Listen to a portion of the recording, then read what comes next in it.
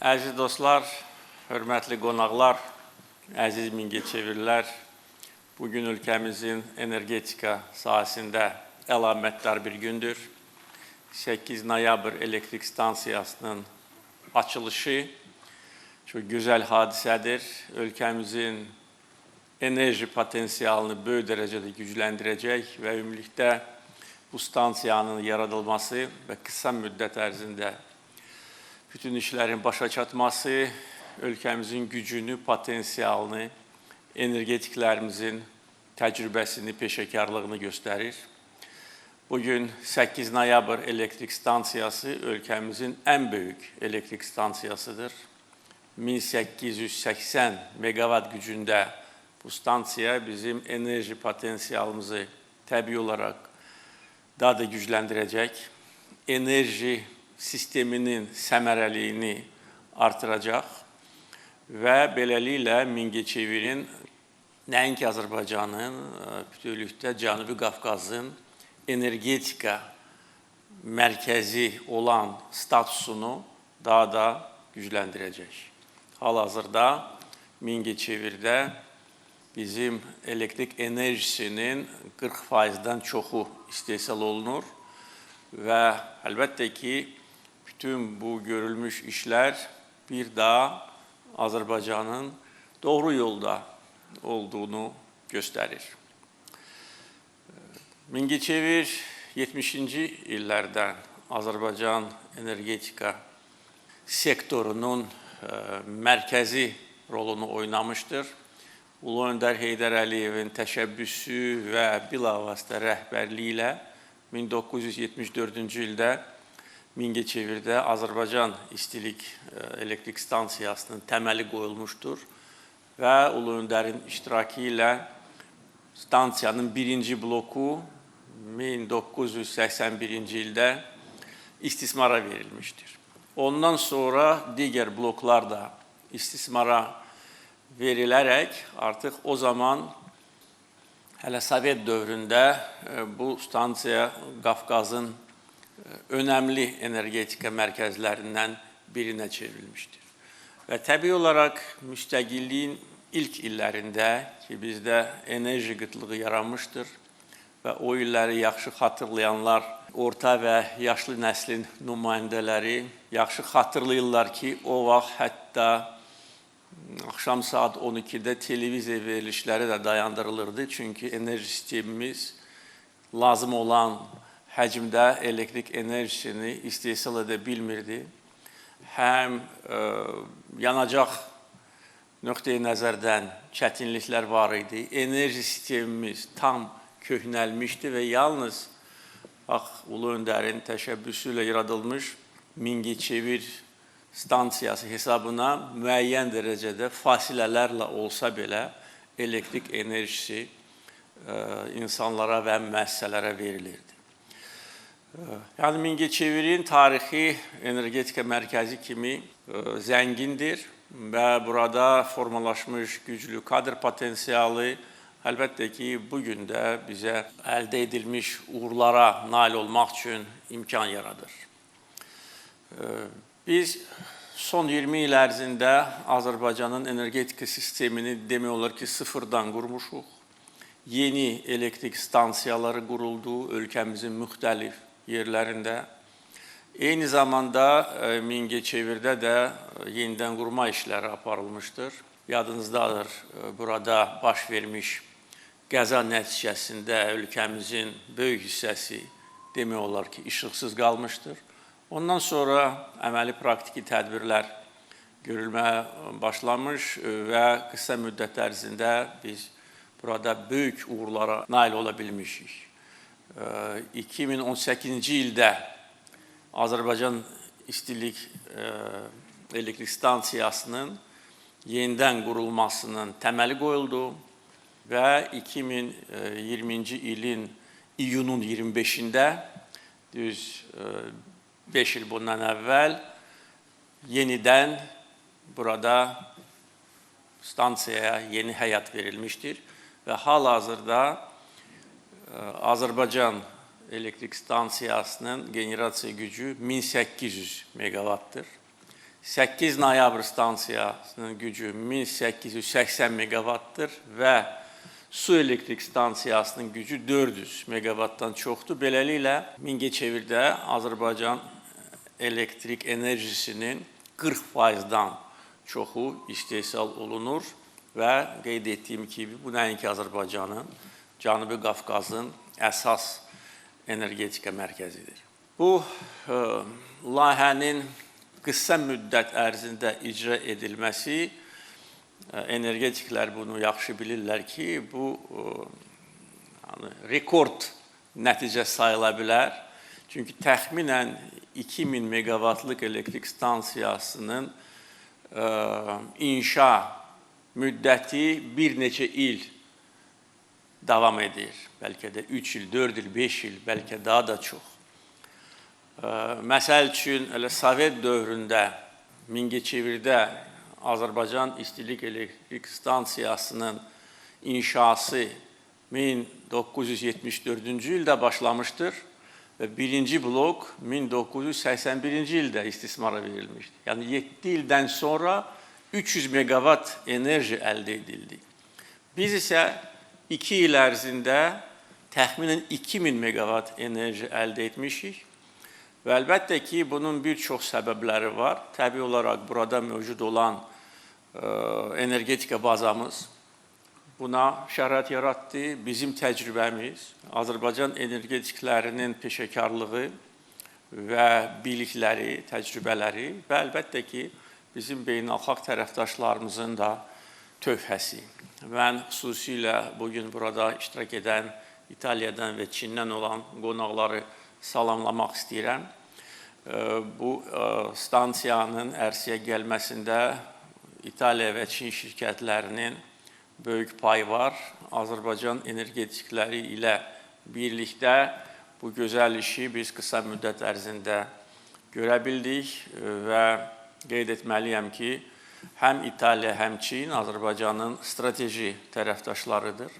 İtaliya ilə 2, Çinlə 2 strateji tərəfdaşlıq haqqında bəyannamələr imzalanmışdır və mənim bu ölkələrə çox saylı səfərlərim nəticəsində bir çox istiqamətlər üzrə çox gözəl nəticələr əldə edilmişdir. İtaliya Azərbaycanın bir nömrəli ticarət tərəfdaşıdır. Çin də ticarət tərəfdaşlarımız arasında qabaqcıl yerlərdədir. Biz İtaliya ilə xüsusilə energetika sahəsində, xam neft, təbii qaz sahəsində uzun müddətli və strateji əməkdaşlığa bir neçə il bundan əvvəl başlamışıq. Çinlə isə bu yaxınlarda daha çox bərpa olunan enerji layihələrini birgə icra etməyə başlayırıq. Mənim aprel ayında Çinə dövlət səfərim zamanı lazım olan razılaşmalar əldə edildi və onu da bildirməliyəm ki, Azərbaycanda bugün yaradılan yeni günəş elektrik stansiyalarının təchizatı böyük dərəcədə Çin şirkətləri tərəfindən təmin edilir. Yəni, bu hər iki ölkə bizim üçün həm strateji tərəfdaşdır, həm də önəmli ticarət tərəfdaşımızdır. Siyasi əlaqələr qeyd etdiyim kimi çox yüksək səviyyədədir və burada biz çox gözəl beynəlxalq əməkdaşlıq nümunəsini görürük. 8 noyabr stansiyasının istismara verilməsi bir çox məqsədləri təmin edəcək. Qeyd etdiyim kimi enerji sistemimizin səmərəliyi artırılacaq, potensial generasiya gücümüz artacaq. Eyni zamanda şərti yanacaq sərfiyyatı kəskin aşağı düşəcək. Beləliklə bu bizə təbii qaza qənaət etmək üçün imkan yaradacaq. Çünki hər kəs yaxşı bilir ki, Azərbaycan qazına bugün dünya bazarlarında böyük tələbat var və nə qədər biz daxildə təbii qaza qənaət etsək, bir o qədər də ixrac imkanlarımız da artıracaq. Beləliklə, burada şərti yanacağın sərfiyyatının az olması bizə əlavə qazanc gətirəcək.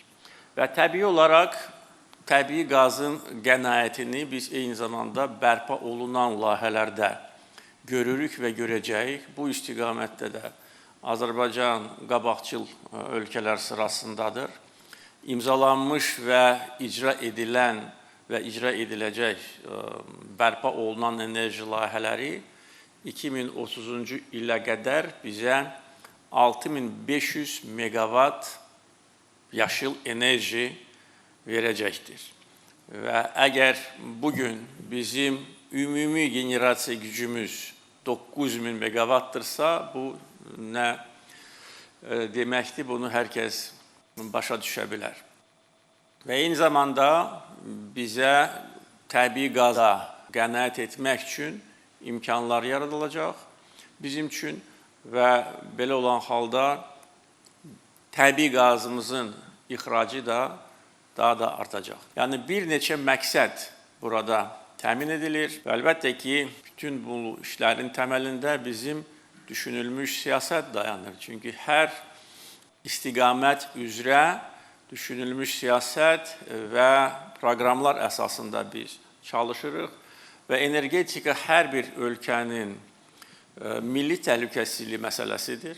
Bugün dünyada, xüsusilə Avropa məkanında və digər bölgələrdə enerji xətlərinin təhlükə altında olması nə qədər böyük fəsadlara gətirib çıxardığını hər kəs öz gözləri ilə görə bilər. Bugün Azərbaycan Avropanın enerji təhlükəsizliyini təmin edən ölkələr sırasındadır və təsadüfi deyil ki, Avropa İttifaqı Azərbaycanı etibarlı tərəfdaş və Pan-Avropa qaz təchizatçısı adlandırır və tamamilə haqlı olaraq. Çünki bugün Azərbaycan qazı 12 ölkəyə qaz kəmərləri vasitəsilə ixrac edilir. Onlardan 10-u Avropa ölkəsidir və məhz bu göstəriciyə görə qaz təchizatımızın coğrafi əhatəsinə görə Azərbaycan bugün dünya miqyasında qabaqcıl yerlərdədir. Və əlbəttə ki, bir çox ölkələr Azərbaycan qazından istifadə edib öz enerji təhlükəsizliyini təmin edir. Biz həm təbii qaz, həm xam neft, neft məhsulları, neft kimya məhsullarını ixrac edirik. Elektrik enerjisini müəyyən həcmdə ixrac edirik. Ancaq qeyd etdiyim layihələr istismara veriləndən sonra biz müxtəlif elektrik kabellər vasitəsilə yaşıl enerjini də ixrac edəcəyik. Və beləliklə ölkəmizin iqtisadi gücü artacaq, ölkəmizin geosiyasi önəmi daha da artacaq, halbuki bugün də kifayət qədər yüksək səviyyədədir və Azərbaycan bu bölgədə sabitlik, inkişaf, tərəqqi məkanı kimi öz rolunu daha da gücləndirəcəkdir. Bugün dünyada gedən prosesləri hər kəs izləyir. Bizim ətrafımızda demək olar ki, münaqişələr səngimir, əksinə yeni münaqişə zonaları açılır, böyük fəlakətlərə və insan faciələrinə gətirən toqquşmalar, müharibələr gedir. Biz də müharibə nədir yaxşı bilirik. Bizim torpaqlarımız uzun illər işğal altında olmuşdur və İkinci Qarabağ müharibəsində Ermənistan nəinki bizim şəhər kətlərimizi və yaşayış obyektlərini məqsədyönlü şəkildə atəş altında saxlayırdı. Hətta buraya da, Mingəçevirə də öz raketlərini göndərməyə də unutmamışdı, əgər belə demək mümkündürsə. Bunun da məqsədi bizim enerji infrastrukturumuzu iflic vəziyyətinə salmaq idi. Hətta İkinci Qarabağ müharibəsindən əvvəl bizi hədələmək üçün bir neçə üsuldan istifadə edən Ermənistan, o cümlədən Mingəçeviri bombalamaq, burada su bəndini dağıtmaq və Mingəçevir elektrik stansiyasını sıradan çıxartmaq kimi təhdidlər də səsləndirirdi. və buraya bu əraziyə düşən həm mərmilər, həm də ki, uzaq mənzilli raketlər bunun əyani sübutudur. Bu, dinc əhaliyə, mülki infrastruktura yönəlmiş bir təcavüz idi və hərbi cinayətdir. Ermənistanın hərbi cinayətləri təkcə bununla məhdudlaşmır. Bu, həm Xocalı soyqırımı, həm işğal dövründə bizim yaşayış məntəqələrimizin yerlə yeksən etmələri, eyni zamanda 2-ci Qarabağ müharibəsi zamanı həm Gəncəni, Mingəçeviri, Bərdəni, Tərtəri, Ağdamı və bir çox münaqişə zonasından kifayət qədər uzaqda yerləşən yaşayış məntəqələrini həmişə tutan Ermənistan hərbi cinayətkar dövlətdir.